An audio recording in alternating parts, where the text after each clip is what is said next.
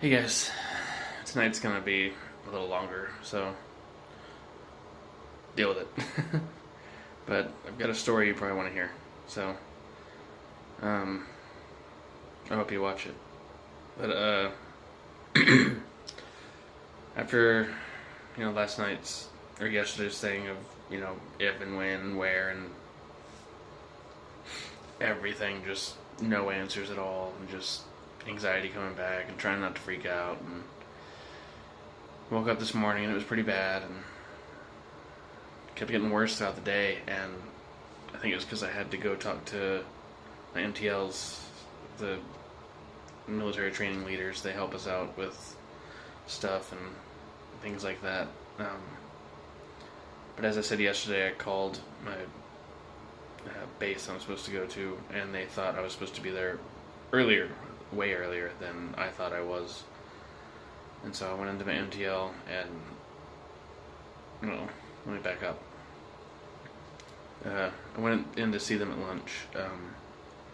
I was just dreading it because I was just expecting the worst of, you're just going to have to go early because that's what they want you to do, and that's just it.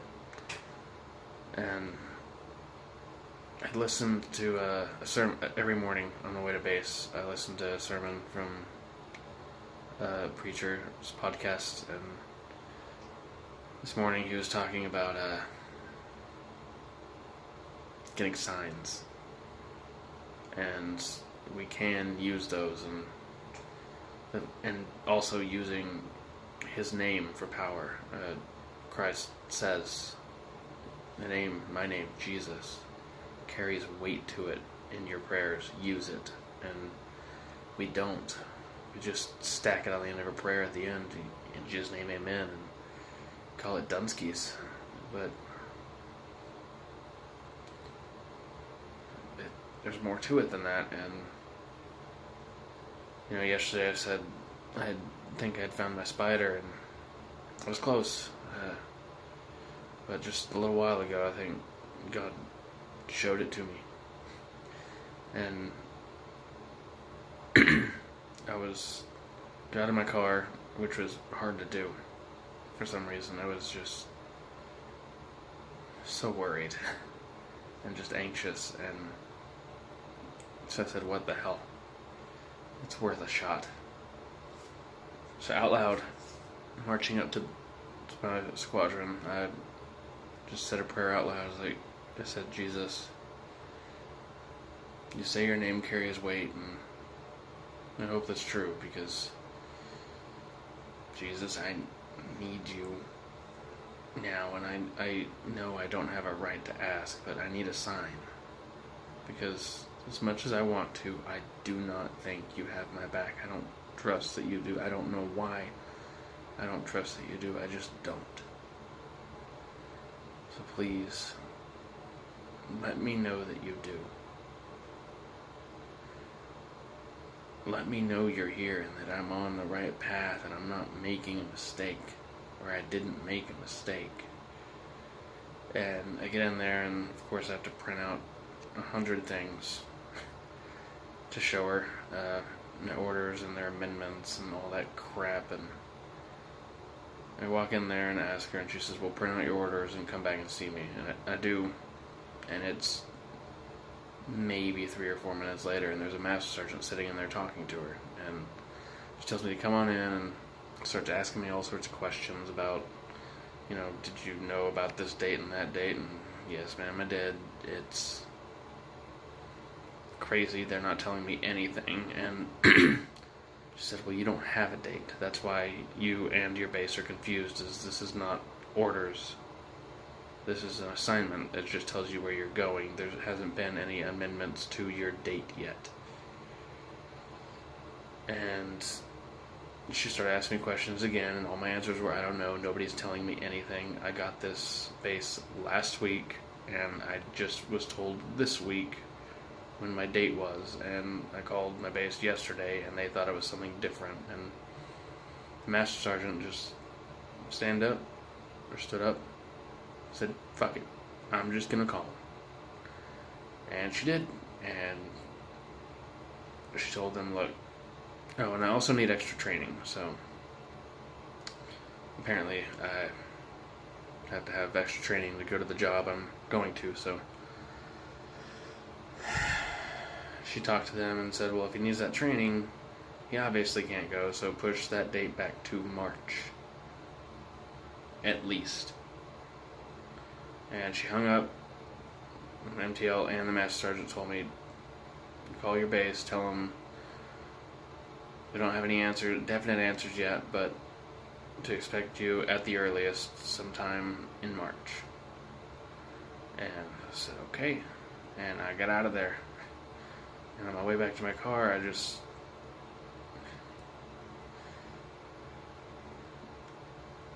was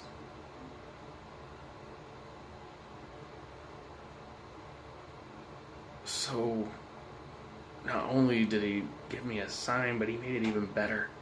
He gave me more time. And I've never felt, I haven't felt that in a long time. And it was like a whole bunch of rest.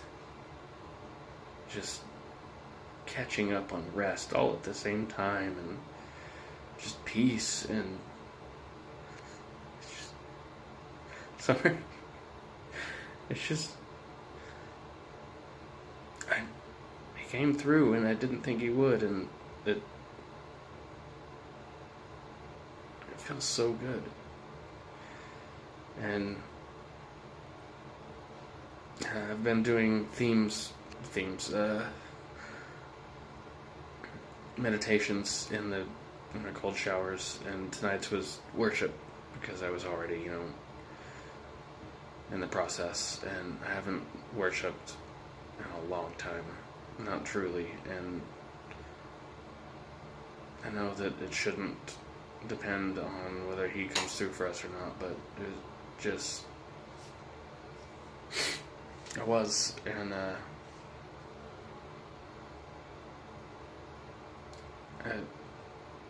yesterday I thought my spider was, I found out that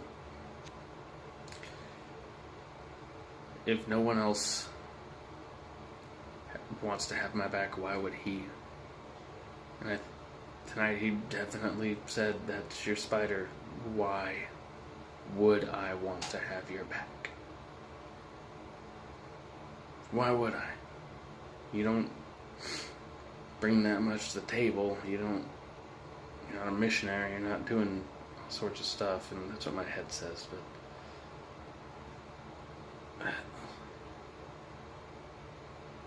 somewhere in the middle of the music that I played in my shower tonight,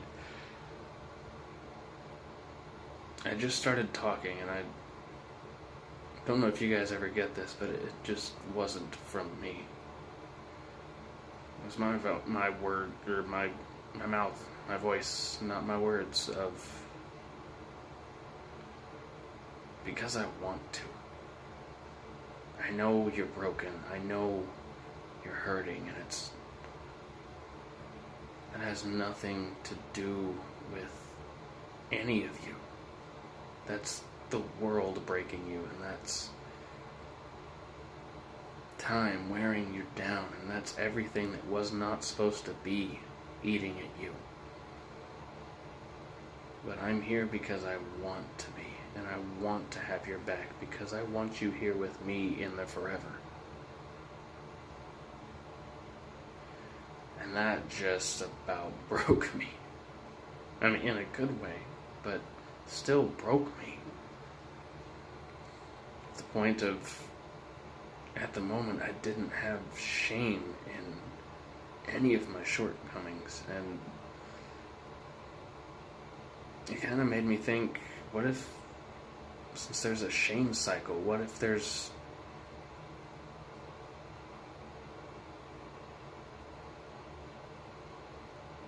a glory cycle to get you out of it? Because I know that church, us, community is there, which should lead to worship and knowledge of Him, which should lead to grace, which ultimately leads to His glory. But I don't I don't know. It's just something that was thrown at me, and I just had to share it with you guys. And I'm sorry this video is long, but it's just, thank God. Good night. I'll see you in the morning. Or talk to you in the morning. I'll see you this weekend, maybe.